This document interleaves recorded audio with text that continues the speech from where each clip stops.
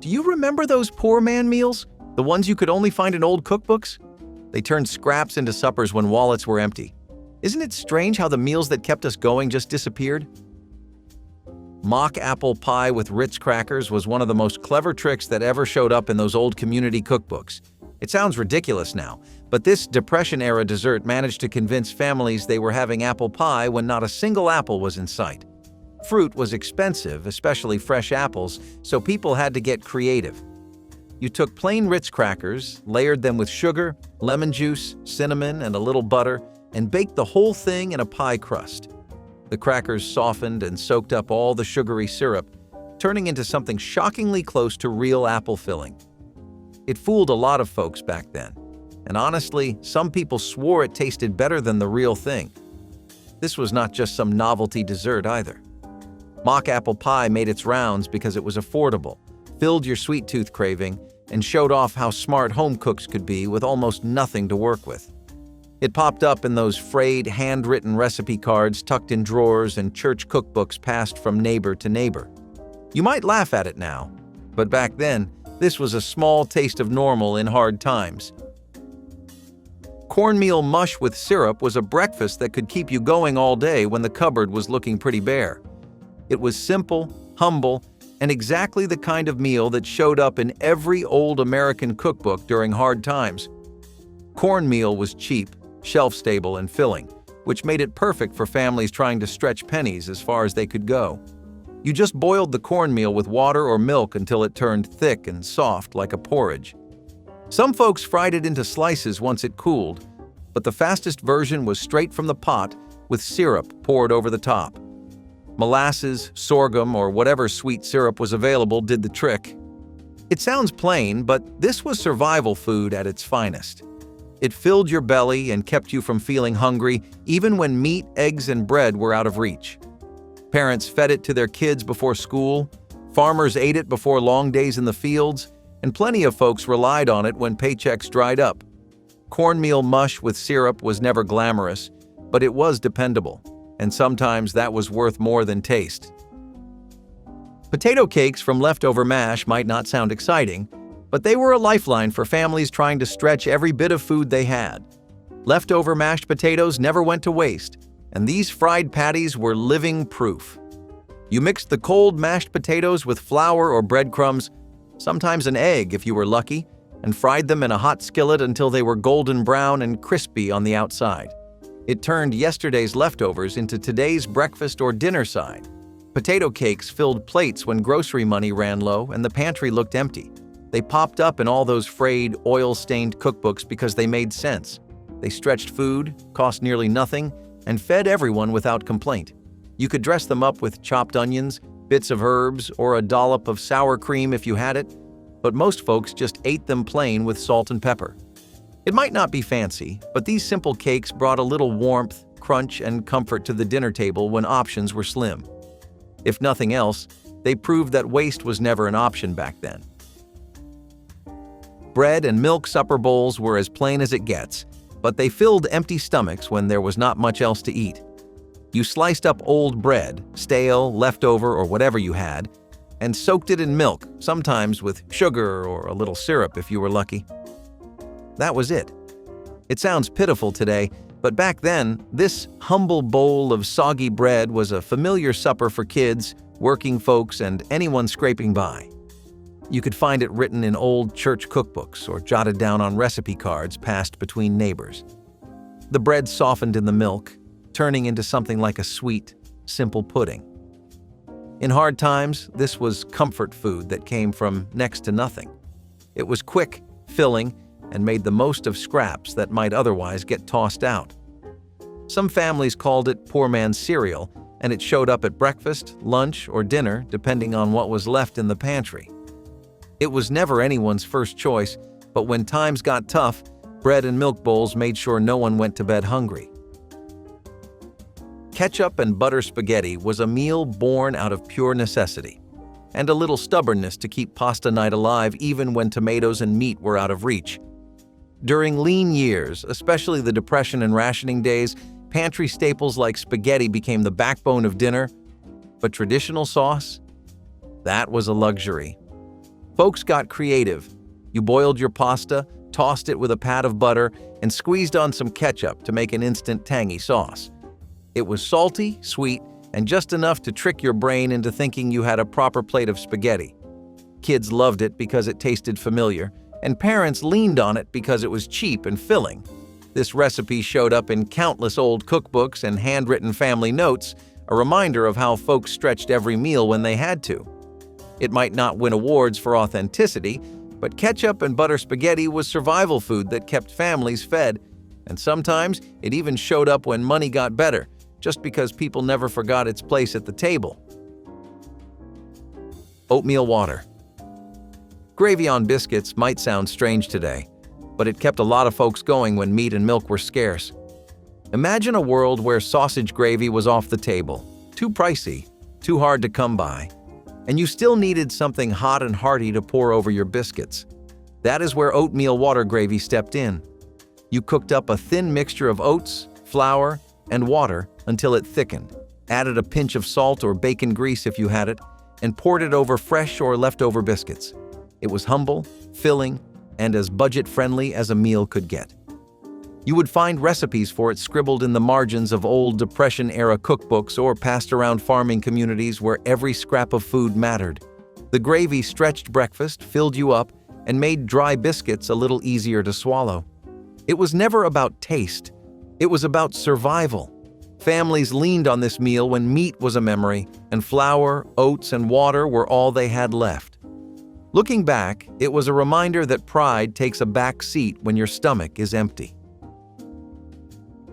Eggless depression. Cake with vinegar was one of those desserts that proved how far ingenuity could stretch when money ran out. With eggs, milk, and butter often too expensive or rationed, families still wanted a treat. Something sweet to lift the mood after hard days. Enter the vinegar cake. It sounds odd, but the vinegar reacted with baking soda to create a surprisingly fluffy, moist crumb without the need for eggs or dairy. You mixed simple pantry staples like flour, sugar, cocoa powder if you had it, and a splash of vinegar to make the batter. The result? A rich, chocolatey cake that showed up in community cookbooks and neighbor-to-neighbor recipes all across the country. Some folks called it wacky cake, others just called it survival baking. But it got the job done. You might not have frosting or fancy ingredients, but a warm slice of depression cake was enough to bring a little joy to the dinner table. In tough times, that simple, sweet bite meant more than anyone cared to admit. Dandelion green salad with bacon drippings was the definition of making the most out of what nature handed you, and doing it with style. When grocery budgets dried up and gardens had not yet filled in, folks turned to the wild patches of dandelions sprouting up around their homes. Those greens were packed with vitamins and free, which made them priceless in tough times. You foraged the leaves, gave them a good wash, and tossed them with hot bacon drippings for flavor. Sometimes you added a sprinkle of vinegar or chopped onions, but even plain, it was a meal that kept folks fed when options ran thin. This salad was scribbled down in those old community cookbooks and passed along like gold by families who knew the value of stretching every scrap. It was not fancy, but it brought a bite of freshness to plates often filled with starches and leftovers. Dandelion salad reminded folks that survival did not always come from the store. Sometimes it sprouted right outside your front door. Cabbage and noodles, also known as holoski in some old neighborhoods, was a dish that filled plates and stomachs with almost nothing. It was a simple mix of butter-fried cabbage and boiled egg noodles, seasoned with salt, pepper, and maybe a little onion if you had it. That was it, but it stretched food farther than you would believe. Families leaned on this recipe when meat was scarce and grocery money ran out, and you would find it scribbled in Eastern European cookbooks or passed around mining towns and factory communities across the Rust Belt and Appalachia. It filled the kitchen with a warm, buttery smell, and it filled bellies with carbs and comfort. Some folks added bacon bits when they had extra. Others just kept it plain, but either way, this meal stuck to your ribs and made the hard days a little easier. It was never about flair. It was about feeding your family with dignity and scraping by on what you had. Cabbage and noodles proved you could eat well, even when your wallet said otherwise. Stewed tomatoes over rice was poor man food that turned two basic staples into dinner when nothing else was left. You opened a can of tomatoes, or stewed your own if your garden was generous, and poured them over plain boiled rice. That was it. Maybe a pinch of salt, pepper, or a splash of vinegar if you had it, but most families kept it plain and simple. The tomatoes added moisture, acidity, and enough flavor to make a bowl of plain rice feel like a meal.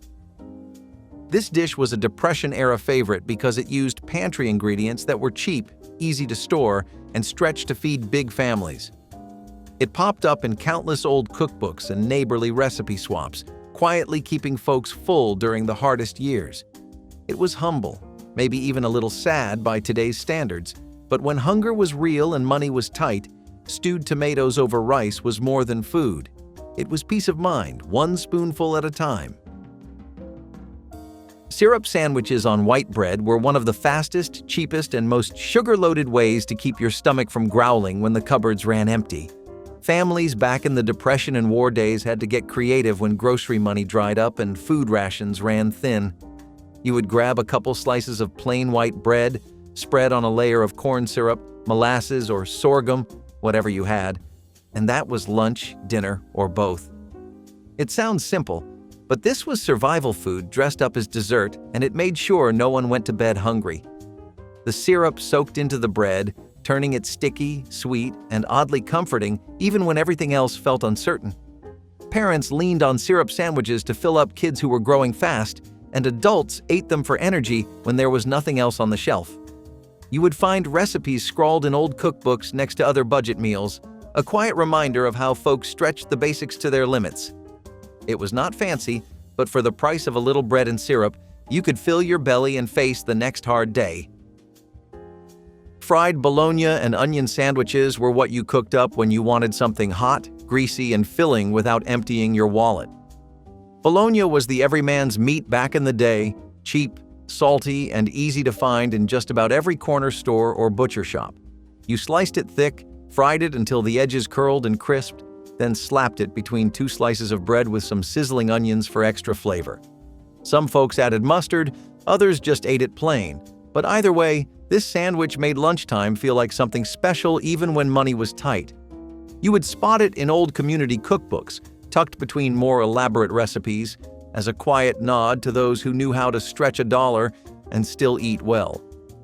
Fried Bologna was hot, savory, and satisfying, and frying those onions gave the whole kitchen a smell that made your mouth water before you even sat down. It was not gourmet, but for working families trying to make ends meet, this sandwich was as good as any diner meal, and probably showed up more often.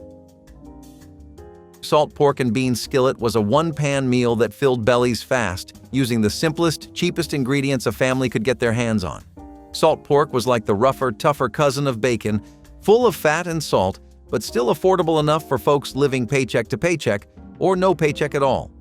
You would slice it up, fry it in a pan until it crisped, and toss in a heap of beans, usually dried beans soaked overnight or canned if you were lucky. The fat from the salt pork flavored everything, turning plain beans into a hot, hearty meal that stuck to your ribs. You would find this dish scribbled in old farmhouse cookbooks or passed down by word of mouth in small towns and mining camps, where every scrap of food counted. It was cheap, filling, and just greasy enough to feel like comfort food when the rest of life was rough. Salt pork and bean skillet might not win any beauty contests, but it filled plates, quieted hungry stomachs, and helped families stretch another hard week. Peanut butter and pickle sandwiches sound like a dare, but back in the day, they were a pantry staple that made perfect sense when you were broke and hungry. Peanut butter was shelf-stable, packed with protein, and cheap, everything a struggling family needed. Pickles brought tang, crunch, and just enough bite to turn a plain sandwich into something that felt downright fancy. You slapped them together between two slices of bread, and suddenly you had a salty, sweet, crunchy, and creamy meal that filled you up for pennies. It might sound strange now, but this combination kept folks full, especially when meat was scarce or rations ran low. You would find it listed in old cookbooks, jotted on recipe cards, or whispered between neighbors as one of those "you have to try it to believe it" meals. Kids brought them to school, adults packed them for work, And during the worst of times, these sandwiches were a lifesaver. They proved that hunger makes you creative, and sometimes it even makes you stumble onto a recipe that sticks around. Cottage cheese and canned fruit plates were about as close as most families got to a fancy meal on a poor man's budget. Cottage cheese was packed with protein, cheap, and easy to store, making it a Depression-era hero at the dinner table. You would scoop a dollop onto a plate, surround it with whatever canned fruit you had, usually peaches, pears, or pineapple, and call it lunch or even dessert. The sweet fruit balanced the tangy cheese, and suddenly you had something that looked colorful, filling, and almost restaurant-worthy. This plate showed up in old cookbooks under salads or light meals, often recommended for church luncheons, potlucks, or quick dinners when money was tight. It was easy to assemble, required no cooking, and fed the family with just a few ingredients. Some folks drizzled syrup over the top, others added a sprinkle of pepper. But however you made it, cottage cheese and canned fruit plates got the job done. It might not seem glamorous today, but back then, it was budget-friendly nutrition disguised as something a little special. Potato and hot dog hash was the greasy, golden skillet meal that showed up on countless dinner tables when wallets were thin and stomachs were growling. Potatoes were dirt cheap, filling, and grew just about everywhere, making them a poor man's best friend. Hot dogs, full of mystery meat and salt, were affordable, easy to store, and stretched further than most meats.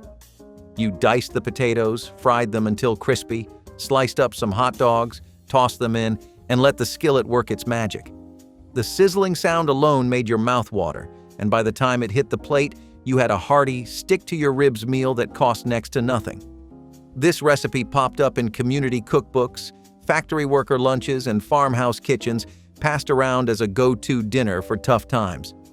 You could add onions, peppers, or a fried egg on top if you had extras, but even plain, this hash filled the house with good smells and gave your family something hot to eat after a long day. It was not fancy, but it was filling, and sometimes that was all that mattered. Creamed corn and bread dumplings were Depression-era genius, turning scraps and shelf-stable ingredients into a hot, belly-filling meal when meat was nothing but a memory.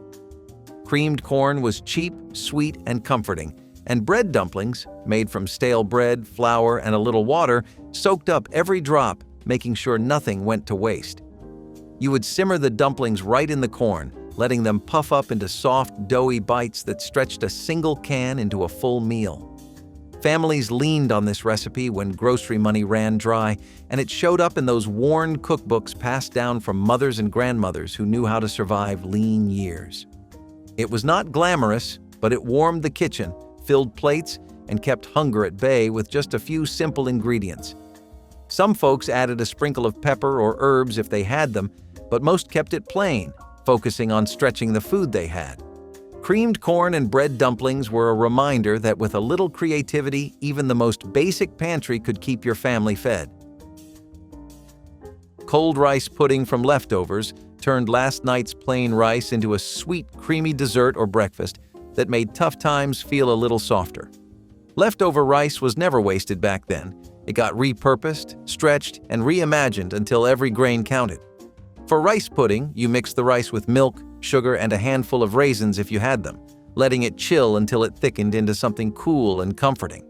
It was sweet, filling, and easy to make with pantry staples most families kept on hand, especially when budgets were tight and meat or eggs were nowhere to be found. You would find versions of this recipe scribbled in old cookbooks or passed down through families who knew how to stretch a pot of rice into a week's worth of meals. It showed up at breakfast, lunch, or dinner, served cold on hot days or as a quick dessert when there was not enough for a full meal. Cold rice pudding might have been humble, but it brought comfort, calories, and a little sweetness to the table when families needed it most. Tomato and mayonnaise. Open-faced sandwiches were summer's answer to hunger when the garden was generous, but the pantry was not. Fresh tomatoes from backyard gardens or neighborly trades were sliced thick and laid over buttered bread with a generous swipe of mayonnaise on top. It was simple, cheap, and surprisingly satisfying, especially when money was tight and meat was off the table. This sandwich made the most of what you had, turning basic staples into a meal that felt bright and filling. You would see the recipe in old community cookbooks, praised by housewives and church ladies alike for how easy and frugal it was to whip up. Some folks added salt, pepper, or a sprinkle of herbs, but even plain, the creamy mayo and juicy tomatoes hit the spot. It was a common lunch in small towns, farmhouses, and factory break rooms, keeping people going when every penny counted. Tomato and mayonnaise sandwiches proved you did not need fancy ingredients to eat well. You just needed a little creativity and whatever the garden could spare. Fried cabbage and potatoes was the working man's dinner that filled plates and bellies using nothing but basic, affordable staples.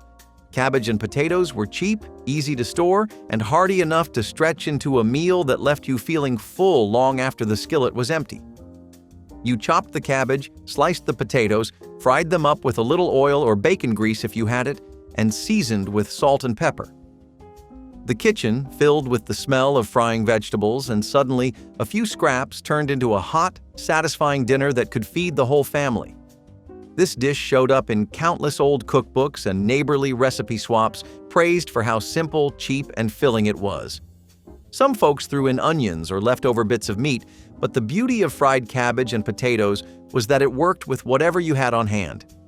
It might not have been fancy, but it kept folks going through long days in the fields, factories, or job lines, and sometimes that was enough.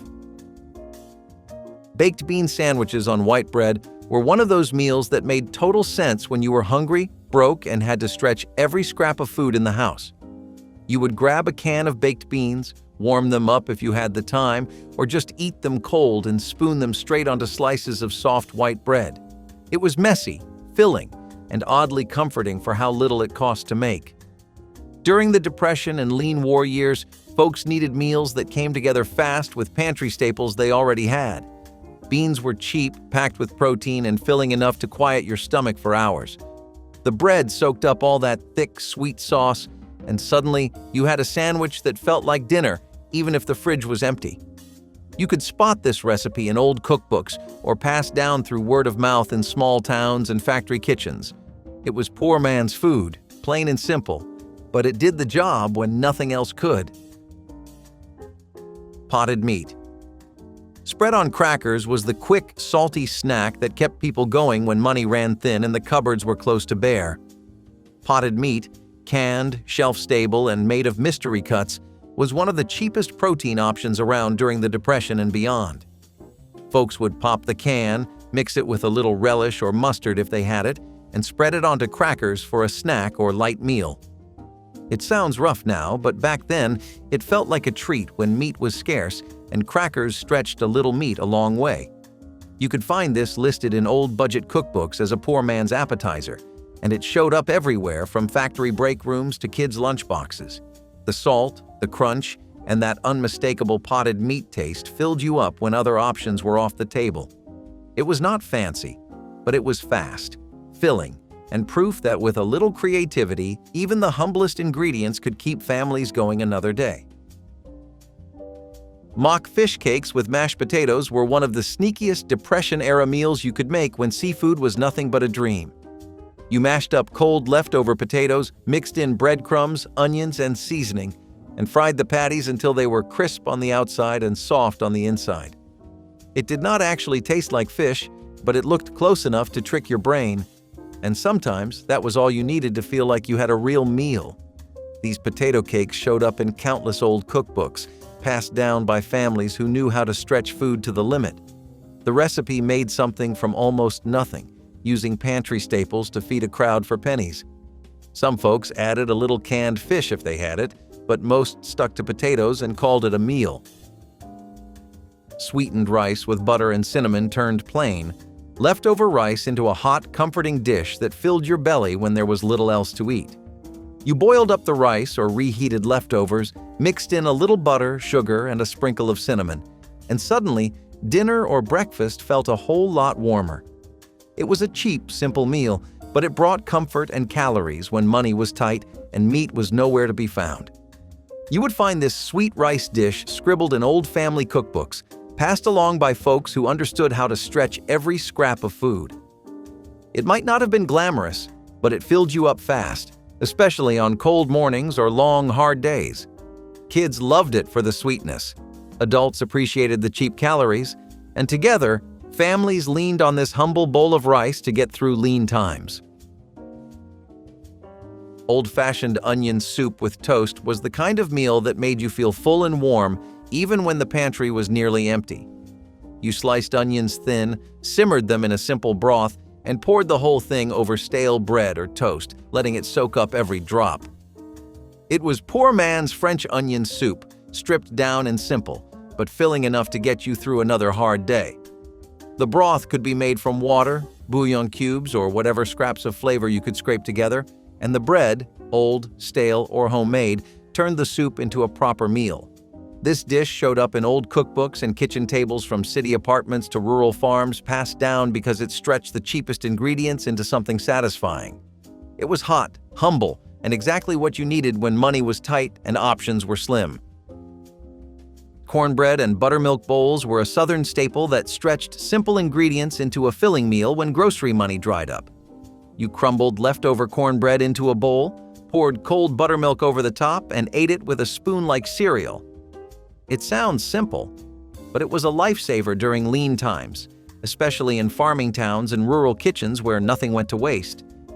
The tangy buttermilk softened the cornbread, turning it into a cool, filling meal that kept folks going through long workdays and empty pantries. This dish showed up in old cookbooks and handwritten recipe cards, passed down through generations who understood how to stretch the food they had. Some folks added a drizzle of honey or sugar if they could spare it, but most kept it plain and simple. Cornbread and buttermilk bowls were cheap, easy, and proof that even the humblest scraps could fill your stomach when times were tough. Peanut butter soup with crackers might sound strange, but it was a documented recipe that kept families full when times were tight. You took peanut butter, thinned it out with broth or water, and stirred it into a hot, savory soup that was surprisingly filling and packed with protein. Crackers on the side, or crumbled on top, added crunch and made the whole meal stretch a little further. This recipe showed up in old budget cookbooks and Depression-era meal plans, quietly proving that hunger makes you creative. It was salty, creamy, and packed enough calories to get you through another day, even when meat was scarce and groceries were low. Families leaned on this odd little meal when options were slim, turning pantry staples into survival food that actually tasted decent. It might not sound appetizing today, but back then, peanut butter soup was a lifesaver. And another reminder that poor man meals were born out of necessity and resourcefulness. Cabbage roll casserole with rice and tomato was what happened when you took all the best parts of stuffed cabbage rolls and turned them into an easy, budget-friendly bake. You layered chopped cabbage, rice, and a simple tomato sauce in a casserole dish, baked it all together, and suddenly dinner was on the table with minimal work. It had the hearty, comforting taste of traditional cabbage rolls without the extra labor or expense. This casserole popped up in Depression-era cookbooks and neighborhood recipe swaps because it made use of cheap, filling ingredients like cabbage and rice, stretching them into enough food to feed a family. Some folks added ground meat if they had it, but even plain, it stuck to your ribs and filled you up. Cabbage roll casserole was hot, hearty, and exactly the kind of meal families leaned on during hard times when every dollar had to count. It was humble food, but it got the job done. Penny potato soup with water base was as stripped down as soup could get, but it kept families going through some of the leanest years in American history. You boiled potatoes with water, added salt, pepper, maybe a little onion if you had it, and let the pot simmer until everything was soft and filling. No milk, no cream, no fancy extras, just water and potatoes stretched into a hot, hearty meal. This soup showed up in wartime cookbooks and Depression-era kitchens, filling bellies when money and ingredients were both running dangerously low. It was never about taste or luxury, it was about making sure your family had something warm in their stomachs at the end of the day. You could find variations scrawled in the margins of old recipe cards, passed between neighbors trying to stretch another week of groceries. Penny potato soup might have been humble, but it filled plates, quieted hunger, and reminded families that simple food could still bring comfort when times were tough. Molasses milk over hot bread was the poor man's dessert that doubled as dinner when the cupboards were empty and paychecks were late. You took slices of warm bread, fresh or stale, it did not matter, drenched them with milk and drizzled molasses over the top. It was sweet, filling, and surprisingly comforting, even though it came from the humblest scraps. Families leaned on this simple meal during the Depression and wartime rationing, when meat, butter, and sugar were all hard to come by. Molasses brought a deep, rich sweetness that covered up how bare the pantry really was, and the milk turned dry bread into something soft and hearty. You would find this recipe scribbled in old cookbooks or passed along by word of mouth in small towns and farm kitchens. It was not fancy, but it filled your stomach, brought a little sweetness to the dinner table, and helped families stretch their food further than they thought possible. In times when families counted pennies and every slice of bread mattered, resourceful home cooks mastered the subtle art of turning stale loaves into irresistible treats. Take, for instance, the humble yet beloved cinnamon toast, a simple concoction of bread, butter, cinnamon, and sugar, elevated through creativity born from necessity. This Depression-era favorite thrived due to its affordability and accessibility, requiring only inexpensive staples most homes already had on hand. But here's an intriguing fact. Originally, cinnamon toast wasn't simply breakfast fare. It frequently appeared as a satisfying after-school snack or even a dessert, proving families' ingenuity in stretching resources. Frugal mothers transformed stale bread, usually destined for the birds, by crisping it in the oven, cleverly reducing waste and maximizing resources. An amusing anecdote from Depression cookbooks revealed that some creative cooks joked cinnamon and sugar were miracle workers, magically resurrecting even the toughest bread heels into sweet treats children clamored for. Though cinnamon toast might seem basic by today's gourmet standards, during the 1930s, it represented an affordable luxury, a delicious reprieve from endless soups and stews. Mush was never meant to impress anyone. It was cornmeal boiled into a gluey mass, cooled in a tin or wooden tray until firm, and then sliced into thick rectangles. Those slices were fried the next day. No butter, just lard if you had any, and served with watered-down milk. Sometimes the milk was sour, sometimes it was hot. Most times it was the cheapest way to stretch a meal across 4 mouths. Kids grew up on it. Grandparents remembered it like it was a friend who got them through a long, hard winter. It sat heavy in your stomach, kept you full until the next time someone could scrounge up something better. There was no color, no flair, no garnish. Just pale blocks of corn mush soaking in thin milk. Some families added sugar when they could, or molasses if there was a jar left in the pantry. But often it was just mush and milk and a quiet table. You ate it because it was there. You thanked it, silently, because it was better than hunger. Today, corn mush is a trivia answer, a forgotten relic, but it was once the foundation of 1,000 suppers.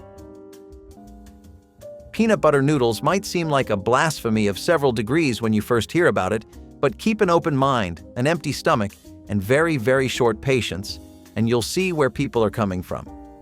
Peanut butter noodles were essentially the go-to for most people when they were really trying to stretch things out, and they wouldn't be out in grocery marts buying packets of egg noodles or spaghetti.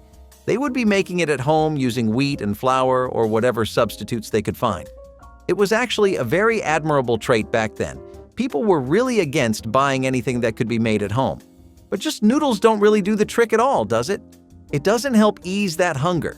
I mean, it might fill you up, but there's also the psychological aspect of eating, right? You want to feel fulfilled after a meal, and when you don't, it's pretty natural for people to keep eating. When that wasn't an option, meals like this became godsends because they were simple ways of adding flavor, any kind of flavor to dishes that were otherwise so bland, boring, and dry on their own, but had to be eaten out of necessity, because what else were you going to do? Peanut butter noodles might seem like a blasphemy of several degrees when you first hear about it, but keep an open mind, an empty stomach, and very, very short patience, and you'll see where people are coming from.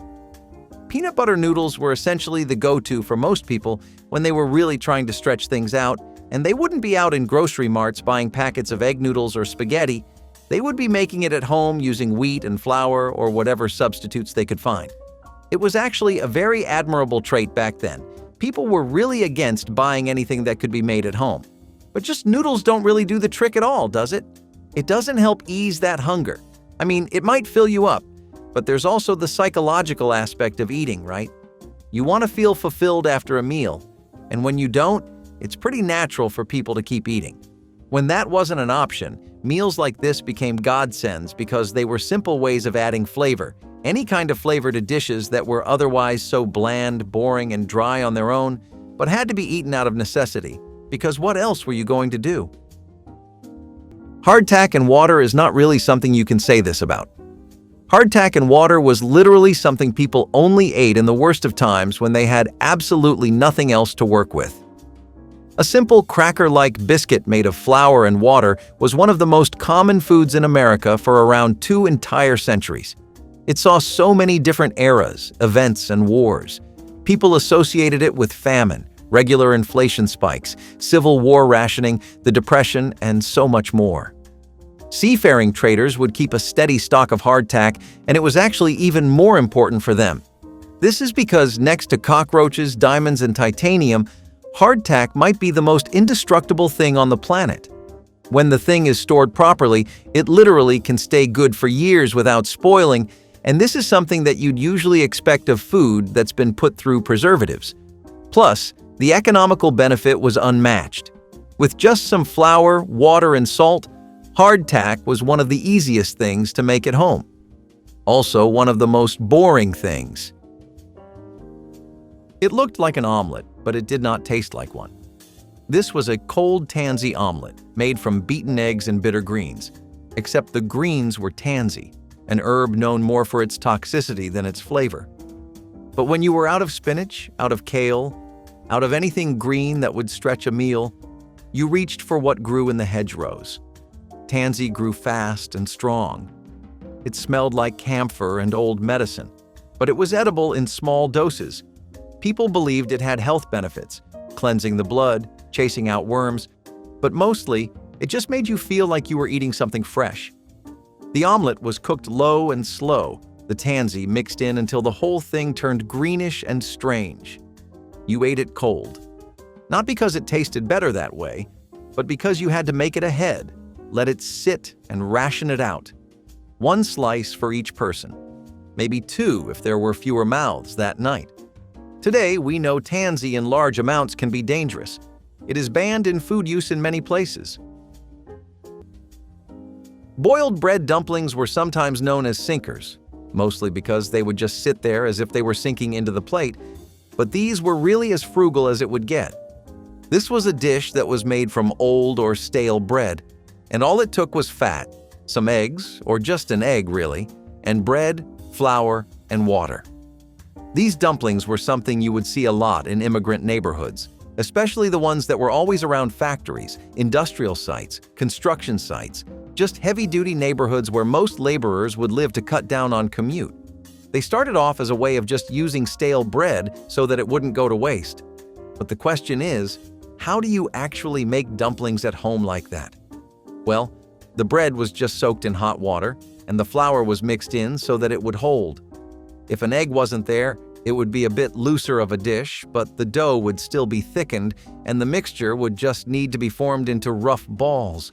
The dumplings were then simmered and boiled, and there you had it. Each immigrant community had its own different variation of this too. German, Eastern European, and Czech communities all had their own definition of what making this should be like.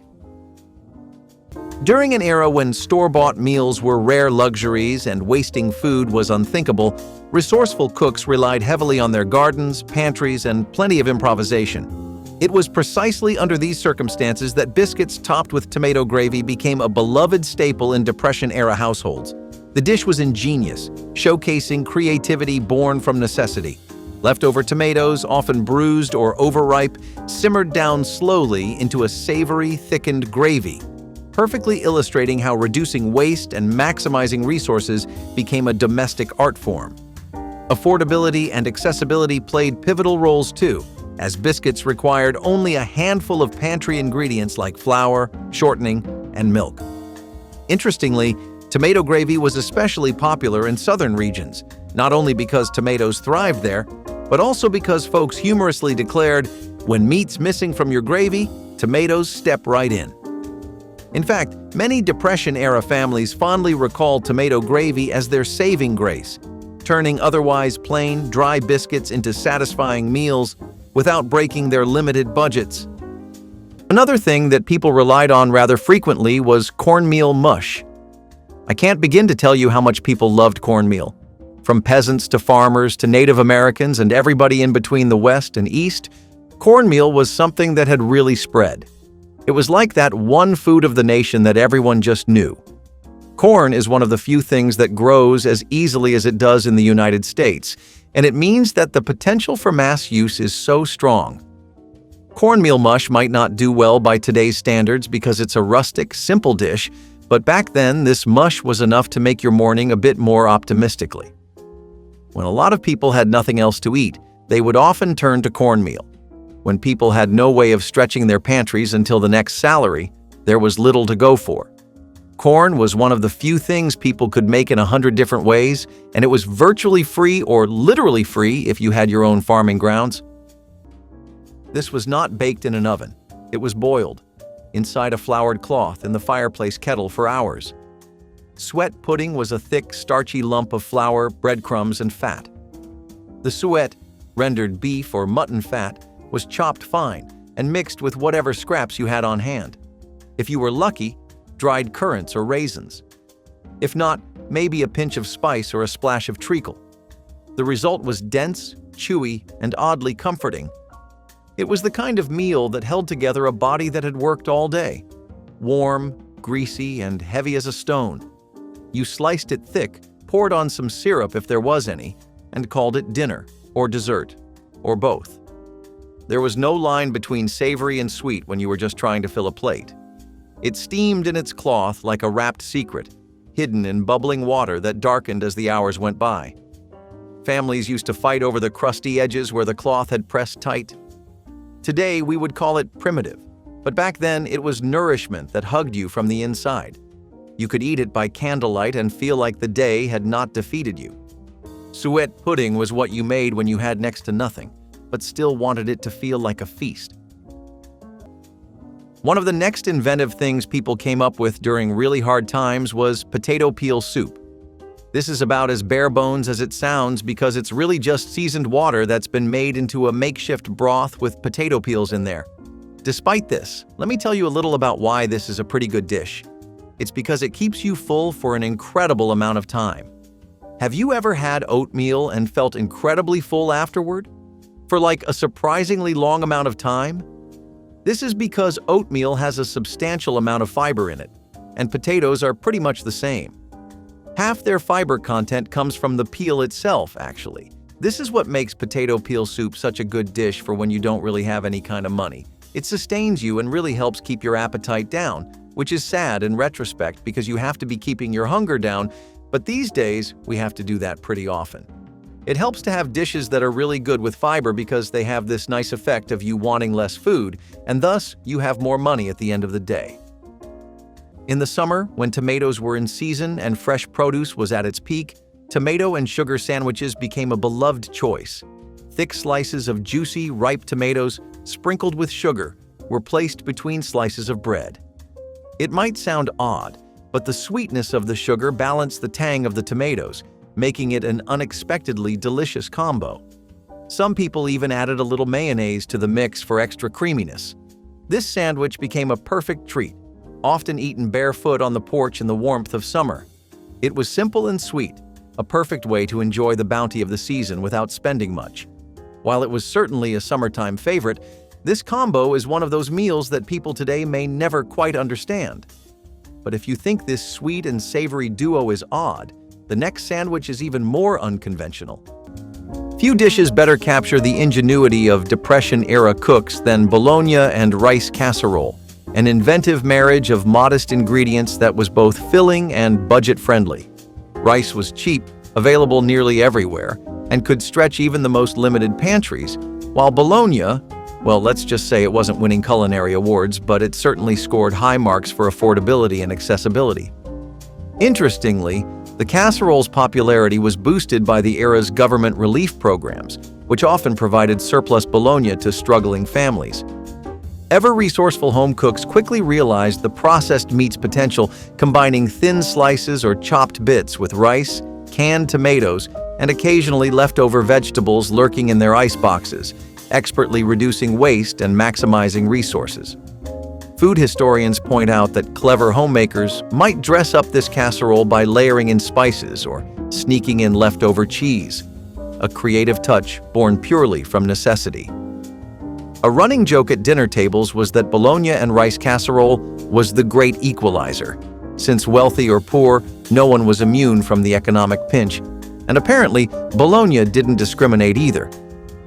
Bean sandwiches were one of the most important staples for people living not just in the 20th century, but for people all over America for thousands of years. So many of the beans we've become so accustomed to were literally the lifeblood of several communities for a long time. Pinto beans, navy beans, kidney beans, black eye beans, these may be things that we just occasionally use in a salad nowadays, but for a lot of people, having these was the difference between meeting your budget for the month and having to get a loan from somewhere.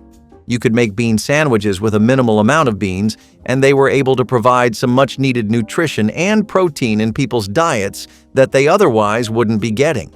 Some people were not even able to afford the awful cuts of meat or the very cheap ones that butchers would typically discard. They would save whatever meat they had for weekends, celebrations, or for when they really couldn't tolerate eating a makeshift bare-bones meal anymore. Bean sandwiches, thus, were really good at sustaining families, and they were the food of choice for people who had labor-intensive, physically demanding jobs back then, such as factorymen. You are what you could, when you could, and sometimes that meant flipping your breakfast on the same blade you used to dig holes. Hoe cakes were survival pancakes, cooked on the flat metal face of a garden hoe, held over an open flame. Cornmeal, salt, and water mixed into a runny batter, then sizzled right there on the tool. It was not sanitary, it was not elegant, but it was warm, and it filled your stomach enough to get back to work. Soldiers made them on campaign trails, sharecroppers made them in the fields, enslaved cooks made them because there was no other choice. If you had a scrap of lard or some bacon grease, you used it. If not, you let the fire do the work. The batter crisped at the edges and burned just a little in the center. When the cake curled up at the sides, it was ready. No syrup, no butter. Just food hot enough to remind you that you were alive. These were not fancy plantation recipes or carefully penned cookbooks. Some of the best things in life came from improv, and hobo stew is pretty much the exact same. Hobo stew is pretty much a dish that was made out of sheer necessity. It doesn't have a set-in-stone recipe or any strict guidelines to follow. With this recipe, all you really need to do is essentially just take whatever vegetables and meat scraps you have, or just whatever you have in your pantry, and keep it in one pot. This essentially stews, and the end result is usually a complete wild card. Not only is this a good way to make use of everything in your house, ensuring nothing goes to waste, but it's also a pretty handy way of checking out your cooking skills. A lot of the reason dishes like these were even good in the first place is because people had an intuitive understanding of what flavors would work, how much of something to add, how long to let something stay on the stove, and that's just something you develop from trial and error, so get to experimenting instead of ordering. When it comes to using leftovers in the most creative way, the spaghetti sandwich is a prime example of resourcefulness. After a hearty meal of spaghetti, rather than letting any leftover noodles go to waste, many families would stuff the cold or reheated pasta between slices of bread, creating a sandwich that was both filling and practical. The beauty of the spaghetti sandwich lay in its simplicity. There was no need for additional ingredients, just pasta and sauce on bread, and that was enough to provide sustenance. Whether it was enjoyed cold or warmed up in a skillet, this sandwich made use of what was already prepared, turning leftovers into a whole new meal. It was a quick fix for lunch or dinner when funds were tight, and cooking from scratch wasn't an option. For many, the spaghetti sandwich wasn't just a meal, it was a way to stretch food further, especially during times of scarcity. The bread helped soak up the sauce, while the pasta provided a comforting, hearty filling. It wasn't a sandwich you'd see at a fancy restaurant, but it served its purpose well. turning a simple leftover dish into a satisfying, portable meal. It's the kind of meal that may sound odd to some, but to those who lived through hard times, it was a tasty and practical solution. When you needed to fill up and didn't have time or money for anything else, the spaghetti sandwich got the job done. And if you think spaghetti on bread is a simple fix, wait until you see what's next. Few Depression-era meals evoke nostalgia quite like the hearty duo known as beans and cornbread. In homes where budgets were stretched thin, pairing protein-packed beans with simple, inexpensive cornbread wasn't just tasty, it was brilliantly practical.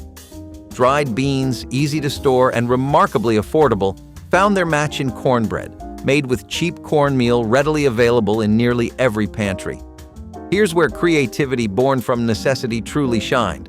Cooks would simmer beans slowly, sometimes flavoring them cleverly with bacon scraps or garden-grown herbs, turning limited supplies into deeply satisfying comfort food.